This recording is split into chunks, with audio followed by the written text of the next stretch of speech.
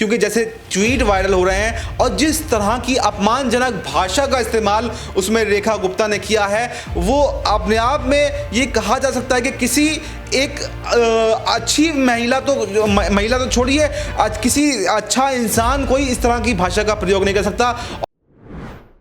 क्या भारतीय जनता पार्टी ने सबसे बड़ी गलती दिल्ली के अंदर कर दी?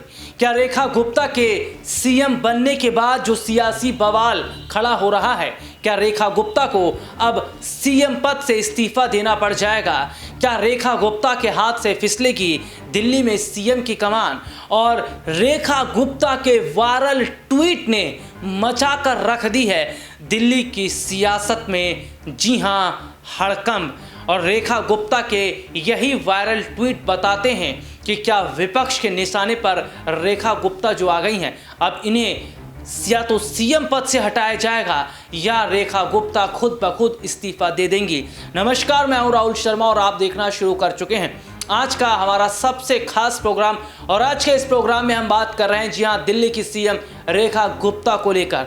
दिल्ली में क्या रेखा गुप्ता को सीएम बनाना बीजेपी को वाकई भारी पड़ गया?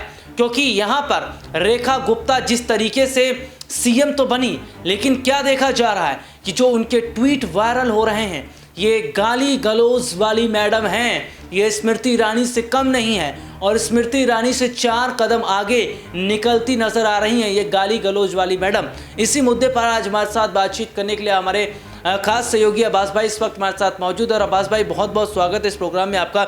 मेरा पहला सवाल आपसे रहेगा, गाली गलौज वाली मैडम की जो तस्वीरें, जो इनके ट्वीट वायरल हो रहे हैं, जो ट्वीट सामने आ रहे हैं, क्या वाकई भारतीय जनता पार्टी ने बहुत बड़ी गलती कर दी है इन्हें सीएम बनाकर? इससे अच्छा अगर प्रवेश वर्मा को सीएम बनाया जाता तो इतना छीछा लेजर नहीं होता। देखिए, मुझे ऐसा नहीं लगता। मुझे ऐसा लगता है कि रेखा गुप्ता सीएम बनने के लिए परफेक्ट बैठ रही हैं बीजेपी के हिसाब से। अपने हिसाब से, जनता के हिसाब से नहीं बोल रहा हूँ, मैं कह रहा हूँ बीजेपी के हिसाब से।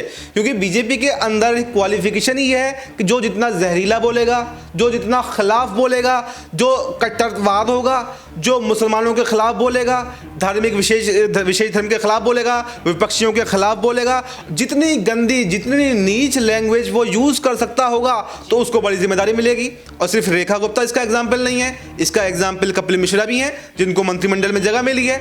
ऐसे, और ये खाली दिल्ली को भी छोड़ दीजिए, आप कहीं भी चले जाइए, जहां जहां आप जाएंगे, जहां जहां बीजेपी की सरकारें हैं, बड़ी बड़ी जिम्मेदारियां उन्हीं को दी जाती हैं जो जितना गंदा बोलता है, जो जितना तुष्टीकरण करता है समाज के अंदर। तो रेखा गुप्ता को मुझे लगता है उसका इनाम दिया गया है, क्योंकि वो सारे उस हिसाब से जो बीजेपी का प्रोपेगेंडा बीजेपी फैलाती है उसमें फिट बैठती हैं। क्योंकि जैसे ट्वीट वायरल हो रहे हैं और जिस तरह की अपमानजनक भाषा का इस्तेमाल उसमें रेखा गुप्ता ने किया है, वो अपने आप में ये कहा जा सकता है कि किसी एक अच्छी महिला तो छोड़िए, आज किसी अच्छा इंसान कोई इस तरह की भाषा का प्रयोग नहीं कर सकता।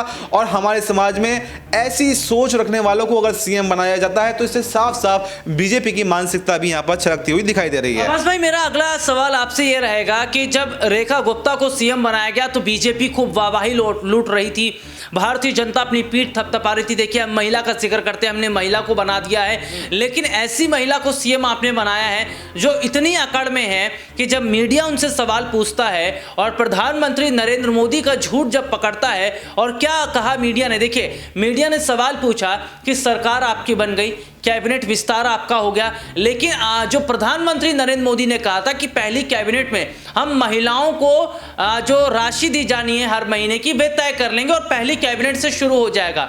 ये प्रधानमंत्री नरेंद्र मोदी ने वादा किया था। जिस तरीके से दिल्ली सम्मान योजना की मैं बात करूं, जो 2100 केजरीवाल ने देने का वादा किया, उससे ज्यादा राशि बीजेपी ने देने की वादा की। और जब इस पर सवाल पूछा जाता है तो वो मीडिया पर भड़क जाती है, बिल्कुल वैसे जैसे अमेठी में स्मृति ईरानी भड़क गई थी और पूछ रही थी किस चैनल से हो, कौन से पत्रकार हो, ठीक है अभी मैं फोन लगाती हूं, तुम्हारी खबर लेती हूं। यही रेखा गुप्ता का हाल है कि तुम्हारा काम नहीं है ये कौन करेगा क्या नहीं करेगा, हमारी सरकार है, हमारी सरकार है, हम सीएम हैं, हम मालिक हैं, हम तय करेंगे क्या होगा क्या नहीं होगा। देखिए बिल्कुल बीजेपी का तो वादों से मुकरना, पहले बड़े बड़े वादे करना और उनसे मुकरना बीजेपी का कोई नया काम नहीं है। ये बीजेपी की बहुत पुराना काम है, बहुत पुरानी रणनीति है। और इसका सबसे बड़ा एग्जाम्पल अगर लेते हैं तो वो केंद्र की सरकार से मिलता है हमें। जब केंद्र की सरकार में आने से पहले 2014 में बीजेपी ने क्या वादे किए थे कि 2 करोड़ रोजगार देंगे, इतने मतलब पेट्रोल इतने रुपए लीटर कर देंगे, गैस इतने रुपए की कर देंगे। ये तमाम वादे यहाँ पर केंद्र की सरकार ने किए थे। तो ये कोई नई बात नहीं है कि वादा खिलाफ यहाँ पर बीजेपी कर रही है। और जैसे आपने कही अहंकार वाली बात, तो मैं ये कहना चाहता हूँ कि अहंकार किसी का नहीं रहा। अहंकार रावण का भी नहीं रहा था, अहंकार केजरीवाल का भी नहीं रहा, जो केजरीवाल की सरकार का ही है। लेकिन अहंकार अगर आपके अंदर आ रहा है, अभी 2 दिन आपको सीएम बने हुए नहीं हुए और जिस तरह की भाषा का प्रयोग आप पत्रकारों के प्रति कर रही हैं, तो इससे ये साफ दिख रहा है कि आपके अंदर कितना अहंकार आ चुका है। और अहंकार आपका भी कुछ ज्यादा दिनों तक टिकने वाला नहीं है। और ऐसा भी हो सकता है कि बीच में ही ये सरकार गिर जाए, क्योंकि जैसी बगावत दिल्ली के अंदर देखी जा रही है, अगर प्रवेश वर्मा ने बगावत कर दी तो रेखा गुप्ता की अहंकार, रेखा गुप्ता की हेकड़ी जो है वो रखी की रखी रह जाएगी। एक छोटा सा आखिरी सवाल मेरा रहेगा कि सीएम लिस्ट में बहुत सारे चेहरे थे, जिनमें अगर मैं बात करूं तो प्रवेश वर्मा भी थे, इसमें मोहन सिंह बिष्ट का नाम भी शामिल था, इसमें शिखा रॉय का नाम भी शामिल था, इसमें नाम मनोज तिवारी का भी था, इसमें वीरेंद्र सचदेवा का नाम था।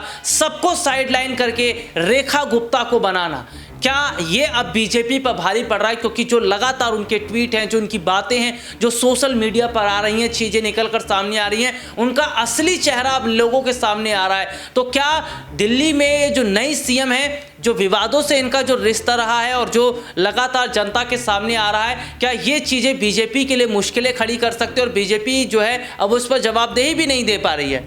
देखिए मुझे ऐसा नहीं लगता कि बीजेपी जवाबदेही नहीं दे पा रही है। बीजेपी लीपापोती करने में बहुत ज़्यादा माहिर है। जैसे मैंने शुरू में भी इसका जवाब दिया था कि बीजेपी में उसको ही बड़ा पद मिलता है, बड़ा कद उसका होता है जो इस तरह के कृत्य करता है। देखिए आपने देखा कि किस तरह की बयानबाजी दिल्ली चुनाव से पहले यहाँ पर रमेश भिदोड़ी करते हुए दिखाई दिए। उस हिसाब से हम कह सकते हैं कि अगर रमेश भिदोड़ी अपना चुनाव शायद जीत गए होते तो वो भी सीएम पद के दावेदार थे। और इसकी चर्चाएं हुई भी थी दिल्ली चुनाव से पहले कि बीजेपी को ऐसी बयानबाजी पसंद है। नुपुर शर्मा का नाम भी निकल करके आया था, नुपुर शर्मा ने भी कुछ इस तरह की बयानबाजी की थी। और आपने देखा स्मृति ईरानी भी इस तरह की बयानबाजी करती हैं, तो उनको भी बड़ा पद मिला हुआ है। तो मुझे ऐसा नहीं लगता कि यहाँ पर कोई जो बीजेपी को बनाने के बाद में कोई गलती महसूस कर रही है। क्योंकि बीजेपी देखिए ये जो उनके ट्वीट निकल कर आ रहे हैं, उनके भाषण निकल कर आ रहे हैं, ये आम लोगों तक आप पहुंच रहे हैं। लेकिन बीजेपी का आला कमान, बीजेपी तो इसे पहले से जानती है, ये उनका कच्चा चिट्ठा उनके सामने पहले से। तो मुझे नहीं लगता कि बीजेपी ने कोई गलती की है, बल्कि बीजेपी ने जानबूझकर ये फैसला लिया है। और अब देखना यही होगा कि जनता के सामने ये फैसले आते हैं तो जनता इसका क्या जवाब यहां पर देती है। अब जनता इसका क्या जवाब देगी ये तो देखना होगा। लेकिन क्या भारतीय जनता पार्टी एक बड़ा फैसला लेगी और क्या रेखा गुप्ता से सीएम पद वापस लिया जा सकता है और क्या प्रवेश वर्मा को सीएम कमान दी जाएगी? इस मुद्दे पर आपकी क्या राय है और क्या रेखा गुप्ता सही है सीएम पद के लिए, दिल्ली के लिए? इस पर आप अपनी राय रखिएगा। फिलहाल आज के इस प्रोग्राम में इतना ही। मुझे मेरे सहयोगी को इजाजत दीजिए। नमस्कार।